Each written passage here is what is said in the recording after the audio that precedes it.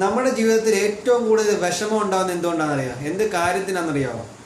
ശരിക്കും നമ്മുടെ കാര്യത്തിനല്ല നമുക്ക് ഏറ്റവും കൂടുതൽ വിഷമം ഉണ്ടാകുന്നത്. വേറെ ഒരാളെ ഫോക്കസ് ചെയ്ത് അയാൾ നമ്മളിലേക്ക് സാറ്റലൈറ്റ് ആവുന്നുണ്ടോ എന്ന് നോക്കുമ്പോഴാണ് നമുക്ക് ഏറ്റവും കൂടുതൽ വിഷമം ഉണ്ടാകുന്നത്. അല്ലാതെ ഒരിടത്തും നമുക്ക് വിഷമം ഉണ്ടാകത്തില്ല. ശ്രദ്ധിച്ച് നോക്കിയേ, അല്ലയോ?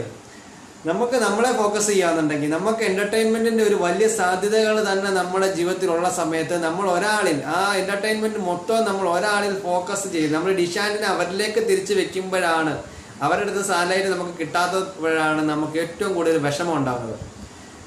അതേസമയം തിരിച്ചു വെച്ച് നോക്കിക്കേ, നമ്മുടെ ജീവിത രീതികൾ, നമ്മളെ തന്നെ ഫോക്കസ് ചെയ്യുന്ന രീതികളിലൊന്ന് ജീവിച്ചു നോക്കി, ഏറ്റവും ഹാപ്പിനെസ് ആയിരിക്കും. നമുക്ക് ഒരുപാട് സാധ്യതകളും അതിനകത്തുണ്ടാവും.